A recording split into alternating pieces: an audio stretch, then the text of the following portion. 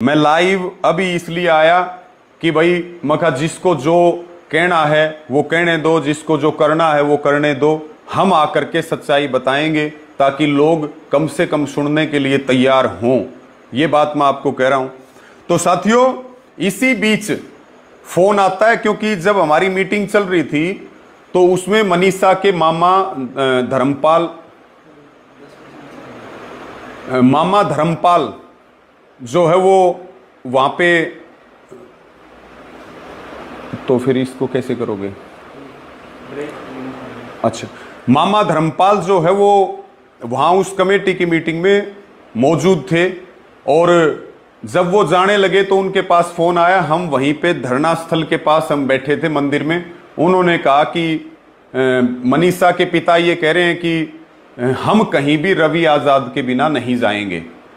तो मैंने उनको समझाया कि मेरी यहां जिम्मेवारी लगा रखी है कमेटी ने, सारे लोग भरोसे के हैं, आप लोग जाओ, आप लोग जा करके और आप जो है अपनी सारी चीजों की तसल्ली करके आओ। लेकिन फिर जब उन्होंने बार बार कहा तो फिर मैं इनको लेकर के रेस्ट हाउस में गया और रेस्ट हाउस में भी सारों ने कहा कि भाई आपको चलना पड़ेगा। हमने कहा कि ठीक है, हम चल पड़ेंगे। लेकिन हम रेस्ट हाउस से निकल के वापस धरने पे आए। चीजों को आप समझिए, 2 पुलिस की गाड़ियों में परिवार और कमेटी के सदस्य जो नियुक्त किए थे पहले उनको ले जाया गया। हमने कहा हम अपनी गाड़ी से आ जाएंगे, क्योंकि हमने 4 बजे का टाइम मीडिया को ब्रीफिंग के लिए भी दे रखा है। तो हम वो मीडिया से बात करके कमेटी को बता करके कि भाई परिवार कह रहा है हम भी जाएं, फिर हम वहां चले जाएंगे। साथियों, हम लगभग पौना घंटा लेट थे और जब हम निकल रहे थे तो आपने देखा भी कि किस प्रकार से वहां जाम लगा दिया गया था। स्थिति बहुत खराब हो रही थी। जिम्मेवारी थी कि किसी प्रकार की अव्यवस्था ना फैले। इसी बीच जो एसडीएम मनोज हैं, उन्होंने कहा कि संजय को तो आप लोग ले जाके क्या करोगे, संजय को तो आप उतार दो और आप लोग चले जाओ। हमने मनीषा के फादर को रेस्ट हाउस में उतार दिया। वो एक गाड़ी में बैठ करके शायद अपने घर चले गए, हम वहां चले गए। अब साथियों, प्रश्न ये उठता है, जब हम वहां पे गए पीजीआई रोहतक के अंदर, तो हमारी मीटिंग हुई। पूरी वो डॉक्टरों की टीम सारी रिपोर्ट लेकर के बैठी, परिवार बैठा, कमेटी के लोग बैठे। उन्होंने कहा कि सवाल पूछिए। हमने कहा पहले हमें जानकारी तो दो कि भाई आपकी रिपोर्ट्स में क्या आया, हम इस चीज से अनभिज्ञ हैं। उन्होंने पूरी भिवानी की पोस्टमार्टम रिपोर्ट बताई, उन्होंने जो है रोहतक की पोस्टमार्टम रिपोर्ट बताई और उन्होंने एफएसएल रिपोर्ट आई एक रिपोर्ट को छोड़ करके, और वो उन्होंने ब्रीफ किया। उनका कहने का अर्थ ये था कि भाई बॉडी के अंदर जो है पॉइजन पाया गया है, मोनो पॉइजन। और इसी तरह से हमें इस बात की भी सूचना मिली कि भाई जहां से 11 तारीख को ये मोनो खरीदा गया था, ये पहले पुलिस के माध्यम से कमेटी के पास सूचना आ रही थी कि भाई वो लड़का पुलिस ने उठा रखा है। पहले वो मना कर रहा था, फिर उसने हाँ भर ली और 1 लीटर 600 रुपए की मोनो वहां से मनीषा ने ली थी।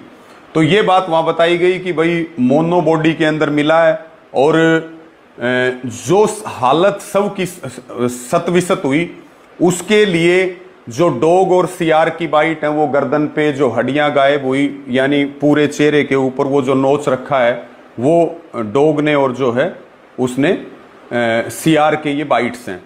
हमारा ये सवाल था। एडवोकेट अशोक आर्य ने 13 सवाल पूछे, उसके बाद मेरा नंबर आया। मैंने सवाल पहला यही पूछा कि मनीषा की मौत आपने 15 तारीख को पोस्टमार्टम किया, उससे कितने घंटे पहले हुई? तो डॉक्टरों ने कहा कि 3 से 4 दिन पहले। डॉक्टर छिकारा ये ब्रीफ कर रहे थे सारा वहां पे कि भाई 3 से 4 दिन पहले हुई। उसके बाद हमने सवाल किया कि भाई बॉडी फुली हुई क्यों नहीं थी, तो उन्होंने कहा अमूमन 2 दिन का टाइम इसमें लग जाता है। तीसरा हमने कहा कि जब बॉडी के अंदर जहर था, बदबू आती है, तो कोई भी कुत्ता है या सियार है वो कैसे उस पर लग सकता है? तो उन्होंने कहा कि कुछ घंटों के बाद ये लगे हुए हैं, तो उस समय जहर की जो बदबू और है वो कम हो जाती है। और हमने ये भी कहा कि भाई अकेले शरीर को ही मतलब गर्दन को और चेहरे को ही क्यों निशाना बनाया गया? बाकी शरीर को क्यों निशाना नहीं बनाया गया? तो उन्होंने कहा कि जो नंगा होता है शरीर या जो सॉफ्ट जगह होती है तो वो है जहां ब्लड होता है, ब्लड है, क्योंकि उन्होंने बताया कि खून की उल्टी आई हुई थी, तो जहां पे जानवर को ब्लड दिखता है तो वहां पे वो सबसे पहले हमला करते हैं। टेक्निकल सवाल सारे एडवोकेट अशोक आर्य ने पूछे। साथियों, वहां से परिवार ने भी, डॉक्टरों की टीम ने कहा आपका कोई सवाल हो, आपका कोई सवाल हो, फिर वो आए कि परिवार जरूर पूछे। उन्होंने कहा आप जो भी सवाल पूछेंगे। मैंने एक ये सवाल भी पूछा कि भाई जब आदमी मोनो लेता है तो फिर वो तड़फता भी है, वहां पे घर भी हैं, रास्ता भी है, तो वो तड़फी भी होगी, चिल्लाई भी होगी, किसी को पुकारा भी होगा। अगर हम इन रिपोर्ट्स के बेस की बात करें तो डॉक्टरों ने ये कहा था ना कि मोनो पॉइजन या तो लिया है या दिया गया है। उन्होंने दोनों बातें कही, या तो ले लिया या दे दिया गया जोर जबरदस्ती जो बॉडी के अंदर मिला। तो हमने कहा ये फिर ऐसे कैसे संभव हो सकता है कि कोई आदमी जहर पी ले तो वो फिर बचने के लिए कोशिश ना करे? तो उन्होंने कहा इन सब चीजों के जवाब पुलिस दे सकती है, ये हमारा पार्ट नहीं है। हम बाहर आए, बाहर आने के बाद में साथियों, बाहर आने के बाद में हमने जो वहां पे सीआईए के इंचार्ज जिनके नेतृत्व में हम गए थे, रविंदर जी, उन्होंने ये कहा कि भाई आप एसपी भिवानी के पास चले जाओ, आगे की मीटिंग, क्योंकि डेड बॉडी की हालत बहुत खराब है। हमने कहा हमें केवल इस मीटिंग के लिए कमेटी ने भेजा था, हम इसके अलावा कहीं नहीं जाएंगे। अगर आप जो है, हम जाएंगे सीधे डिगावा और वहां जाकर के हम सारी बातें कमेटी के बीच में बताएंगे। आगे की चीज जो भी होंगी वो कमेटी, परिवार और इनके रिश्तेदार और समाज उनको तय करेगा बैठ करके। ये बात हमने उनको कही। मेरा निवेदन ये है, कितना % है ये है? कितना है?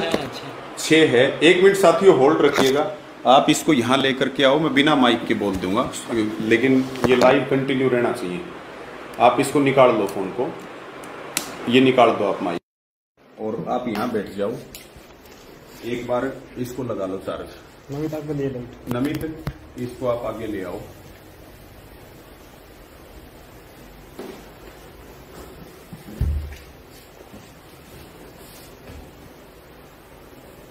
एक मिनट। तो दूसरी बात चल रहा है। हाँ वो चल रहा है, सही चल रहा है ना भाई? कंटिन्यू है लाइव, चार्ज लग गया। तो साथियों, मेरी आवाज आप तक साफ आ रही होगी क्योंकि फोन की बैटरी कम थी, और हम नहीं चाहते कि कोई बात हमारी बीच में टूटे। हम एक एक बात आप तक, सच्चाई वाली जो बात है वो आपके सामने लेकर के आएंगे, एक एक बात लेकर के आएंगे।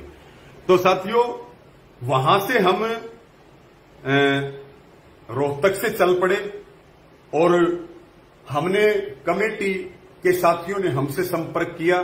हमने कहा कि भाई हम लगभग शायद 9 बजे पहुंचे होंगे, हम 9:30 बजे, कि भाई हम 9:30 बजे के करीब हम डिगावा पहुंच जाएंगे। जो वहां पे डॉक्टरों की टीम ने बताया है वो हम आपको आकर के ब्रीफ कर देंगे। उसके बाद हम आए डिगावा रात को लगभग 9:30 बजे। ये मैं रात की बात बता रहा हूं, फिर बाद में जहां से चीजें बिगड़ी और वो बात मैं यहां तक आपको लेकर के आऊंगा आपके सामने। और हम वहां से जवाब दे ही चुके थे अपने इसको सीआईए इंचार्ज को कि भाई हम जो है कोई भी काम, बार बार हम इस बात को पहले से भी कहते रहे कि साथियों ये आंदोलन देश का है, ये आंदोलन प्रदेश का है, ये जन आंदोलन है। हम तो केवल और केवल व्यवस्था बनाए रखने के लिए हैं। हम इस आंदोलन को नहीं चला रहे, इस आंदोलन को लोग चला रहे हैं, जनता की भावनाएं हैं। कमेटी पे सबकी नजर है। हम कोई ऐसा काम नहीं करेंगे जिससे कोई लोगों का भरोसा टूट जाए। इसलिए हमने हर बात, और ये सच्चाई जानते हैं, वो कहते हैं ना कि भाई बड़ी के तो सब साथी होते हैं, बिगड़ी का तो कोई भी नहीं होता। और आज ये बात मुझे लग रही है कि गर्दिश का जब समय होता है तो कुत्ते भी जो है ना शेर को घेरने के लिए तैयार रहते हैं। ये बात मैं इसीलिए आपको कह रहा हूं। तो साथियों, हम आए और जब तक हम आए तब तक परिवार के, यानी कि मनीषा के पिता को और बाकी परिवार के सदस्य जो रोहतक नहीं गए थे उनको भी वहां बुलाया गया।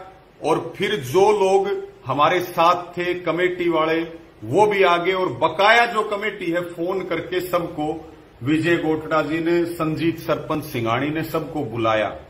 अब हमारे से कमेटी ने पूछा कि बताओ क्या बात हुई। हमने कहा कि टेक्निकल समझ एडवोकेट अशोक आर्य को है, तो अशोक आर्य ने कमेटी को सारा ब्रीफ कर दिया। ब्रीफ करने के बाद में कमेटी ने मेरे से पूछा कि आपको क्या लगा। मैंने कहा पीजीआई के डॉक्टरों की बात करें, एफएसएल रिपोर्ट की बात करें, तो किसी बात को झुठलाया नहीं जा सकता, लेकिन अगर सबकी हालत देखें और वहां की स्थिति देखें तो ये बात मेरे गले से नहीं उतर रही। ये बात कोई किसी से भी पूछ सकता है, ये मेरा स्टैंड था। लेकिन साथियों, कमेटी ने बात करी, उसके बाद में परिवार की भी उसके अंदर सहमति ली गई या परिवार ने सहमति दी, और मनीषा के मामा धर्मपाल जी वहां मौजूद हैं।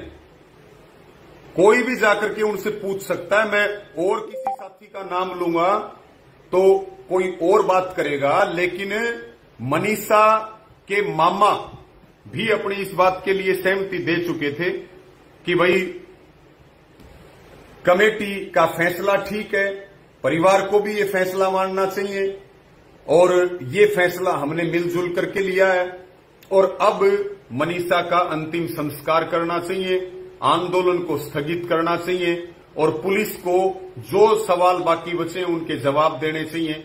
इसके बीच में साथियों मैं एक बात और कहूंगा, मैं कमेटी में वो 25वें नंबर का आदमी हूं जिसने ये बात कही थी कि भाई परिवार की संतुष्टि सबसे ज्यादा जरूरी है, और लोग टकटकी लगा करके देख रहे हैं। और मैंने ये बात कही थी कि आपको इतने सवालों के जवाब नहीं देने पड़ेंगे, लेकिन मुझे बहुत सवालों के जवाब देने पड़ेंगे। कोई भी हम ऐसा काम ना करे जिससे लोगों का विश्वास टूटे और कहीं वो हो बात, लेकिन उसमें परिवार की सहमति, कमेटी की सहमति, उनके मामा की सहमति, सारे पंचायती मौजूद लोगों की सहमति, 25वें नंबर के ऊपर जो है सबसे लास्ट में, क्योंकि शुरू में ये फैसला था कि जो भी फैसला लेंगे वो सर्वसम्मति से लेंगे, फैसला हम मिलकर के लेंगे, और 25वें नंबर के ऊपर मैंने ये बात कही थी कि भाई इनके रिश्तेदार, इनके परिवार और कमेटी अगर सहमत है तो मैं आप लोगों से अलग कहां जा सकता हूं, मैं आप लोगों से अलग कहां जा सकता हूं। उसके बाद ये सारी बात वहां परिवार के साथ बैठ करके हुई। साथियों, ईमानदारी की बात बताऊंगा मैं आपको, बिल्कुल ईमानदारी की बात। ना तो हमारे ऊपर कोई सरकार का दबाव था, ना हमारे ऊपर किसी अधिकारियों का दबाव था। हमारे ऊपर अगर कोई दबाव था न्याय दिलाने का तो वो सिर्फ और सिर्फ समाज का था, लोगों का था, नौजवानों का था। इसके अलावा हमारे पास हमारे को जो है हमारे ऊपर किसी का कोई दबाव नहीं था। मैं गलत बात करूं, गलत बात चलती नहीं है। सच्चाई को कोई छिपा नहीं सकता, कोई नहीं छिपा सकता सच्चाई को। अब वहां पे जो मनीषा के दादा हैं वो वहां से उठ करके चले गए रोते हुए, और बाहर मीडिया खड़ी थी, और वहां पे मीडिया खड़ी थी, और एक भाई वहां पे जितेंद्र शर्मा डिगावा का वो खड़ा था। उनकी कुछ बातचीत हुई, फिर मनीषा के दादा ने वहां मीडिया में कहा, कुछ पत्रकार कि भाई उन्होंने कहा सबसे पहले कि कमेटी बिक गई, कमेटी सरकार से मिल गई, कमेटी ने ये कर दिया वो कर दिया। अरे भले मानस हो, किसी की चाय भी पी हो, मैं तो बहुत बड़ी बात आपको कह रहा हूं कि मुझे लगभग 11 साल यूनियन में हो गए। कोई आदमी चाय की कप भी साबित कर दे तो मेरी 7 पीढ़ियां उसकी गुलामी करेंगी। और हमने अपना शरीर, अपना काम छोड़ करके लड़ाई लड़ने का काम किया, कभी भी 1 इंच पीछे नहीं हटे। सब लोग जानते हैं, ठीक आज कोई कुछ भी कहे, लेकिन सब इस बात को जानते हैं हमने कभी किसी लड़ाई से कदम पीछे नहीं हटे। मुसीबतें झेली हमने, तकलीफें झेली, लेकिन अपने किसान मजदूर कौम की लड़ाई और मुद्दा चाहे कोई भी हो, रवि आजाद कभी पीछे नहीं हटा और हटेंगे भी नहीं।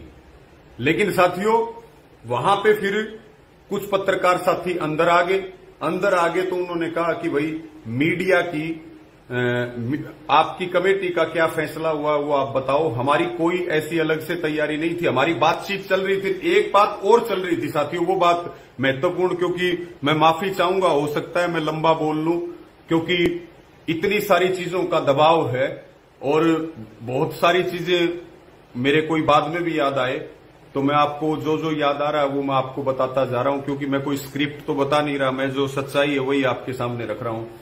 इसी बीच हमारी ये बात भी हुई कि भाई आपका फैसला हो गया अंतिम संस्कार का, लेकिन उससे पहले डीसी और एसपी से परिवार की और कमेटी की मीटिंग हो, क्योंकि उन्होंने ये कहा था कि 17 तारीख को ये कहा था कि हम कल मेडिकल रिपोर्ट्स के बाद फिर बैठेंगे, सारी जो बातें बच गई पुलिस के लेवल की उनका जवाब देंगे। मैंने विजय गोठड़ा जी को खुद कहा कि आप एसपी साहब से टाइम ले लो, ये बात है रात की 11:30 बजे की, और उसी समय ये हंगामा वहां शुरू हो गया। वो टाइम नहीं लिया गया। हमारा ये था कि पहले पीड़ित परिवार, ये कमेटी का था साथियों। मैं एक बात और बताऊं, आज कोई ना तो रवि आजाद उसमें अलग है ना कमेटी अलग है। कमेटी के अंदर सारे पंचायती और सार्वजनिक आदमी थे, सामाजिक आदमी थे। आज कोई किसी को बलि का बकरा बनाए तो भले ही बनाए, हमें उससे कोई आपत्ति नहीं है, लेकिन ये पूरी कमेटी का, मेरी बात पे पूरी कमेटी ने मोहर लगाई थी कि हां बिल्कुल डीसी और एसपी से मीटिंग करनी चाहिए। जो सवाल मन में बच गए उन सवालों को डीसी और एसपी और एसडीएम क्लियर कर दें। और मैंने विजय जी को कहा, मैं बोला आप एसपी साहब से टाइम ले लो, हम रात को 1 बजे भी मीटिंग कर लेंगे, लेकिन लोगों के बड़े सेंटीमेंट हैं, लोगों की बड़ी भावनाएं हैं, बड़ा गलत हुआ है, लोगों ने बहुत संघर्ष किया है। भाई लोगों की बात जो हो वो मतलब ऐसा नहीं होना चाहिए, यहां से एक मिसाल पेश होनी चाहिए ताकि देश और प्रदेश में फिर लोग लड़ सके। जब भी किसी बहन बेटी के साथ गलत हो तब भी लोगों को हौसला मिले। अब जैसे ही वो बाहर चले गए दादा, बाहर हंगामा हो गया, कुछ लोगों को फोन करके बुला लिया गया, कुछ लोग नशे की हालत में थे, वहां नारेबाजी होने लगी और मीडिया भी तब पहुंच गई। तब कमेटी ने मुझे कह दिया कि भाई जो फैसला हुआ है वो रवि आजाद बता देगा। मैंने साथियों जो बात वहां की, मैंने 2 ग्रुप पत्रकारों के थे, मैंने, संजीत सरपंच मौजूदा सिंघाणी ने और विजय गोठड़ा जी ने, तीनों ने हमने बाइट दिए और एकदम चीजें ऐसे बदल गई कि जो हम मीटिंग करना चाह रहे थे वो मीटिंग भी नहीं हुई और एकदम चीजें बदल गई। वो मेरे आगे माइक लगाया, मैंने केवल एक बात कही, मैंने कहा भाई जो मेडिकल रिपोर्ट का एनालिसिस हुआ है उन मेडिकल रिपोर्ट के एनालिसिस पे हमने कमेटी के बीच में आकर के बताया, परिवार मौजूद था, सारों ने चर्चा करी है। कमेटी और परिवार ने ये फैसला किया है कि हम अंतिम संस्कार अपने रीति रिवाज से करेंगे और पुलिस सारे सवालों का जवाब दे दे और जो भी सवाल लोगों के मन में है, और उसके बाद में हम परिवार के साथ, फिर परिवार के साथ रहेंगे। लोगों ने लड़ाई लड़ी, सबका धन्यवाद है। ये मेरी बाइट थी केवल। और उसी दौरान मीडिया ने ये निकाल के दो, जो मनीषा के फादर हैं संजय की भी बाइट ली। उन्होंने फिर जो गांव में जाकर के कहा ने, शायद कल रात को कहा या आज सुबह कहा कि भाई कमेटी के ऊपर सरकार का दबाव था, मेरे ऊपर कमेटी ने दबाव दिया। परमात्मा देखता है, कोई प्रकृति को मानता हो, कोई भगवान को मानता हो, किसी के ऊपर कोई दबाव नहीं था। ये मीडिया के आगे वो बैठ के बयान भी दे रहे हैं, आप देख लो। आज कमेटी की काफी देर मीटिंग चली है, मेडिकल रिपोर्ट भी आ गई, तो मेडिकल रिपोर्ट से कितने संतुष्ट है और क्या निर्णय कमेटी ने लिया है? आप लोगों ने बहुत लंबा समय बीत चुका है। हमने जो कमेटी ने फैसला लिया है वो सारे समाज को इकट्ठा देख करके और अपने भविष्य, अपने हित में लिया है। जो भी फैसला लिया कमेटी का फैसला ये है कि हम अपनी बेटी का संस्कार हिंदू रीति रिवाज के साथ, मान सम्मान के साथ करें और प्रशासन अपने काम पे लगा हुआ है, हम उनके काम से संतुष्ट हैं।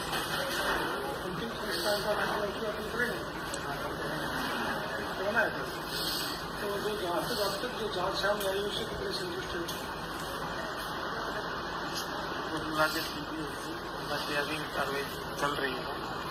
जनता में काफी आक्रोश है, अब लड़की के पिता संतुष्ट है इस बात को लेकर। तो जिस तरह से लोगों के दिमाग में यहाँ पर क्या अपील करना चाहेंगे जनता से, शांति का माहौल रहे? जनता से ये अपील करना चाहूँगा कि जो कमेटी ने मंजूर किया है उसके साथ हमें चलना ही पड़ेगा, क्योंकि कमेटी के साथ ही वो जनता थी। साथियों, ये वीडियो आप सुन रहे हैं, ये वीडियो है हमारी बहन मनीषा के फादर संजय जी का। कोई दबाव आपको देता हुआ दिखाई दे रहा, वो पत्रकार बंधु भी मौजूद हैं, महासिंह जी, मदन और शशि, ये सारे लोग वहां पे थे जो लोकल वहीं से बिलोंग करते हैं।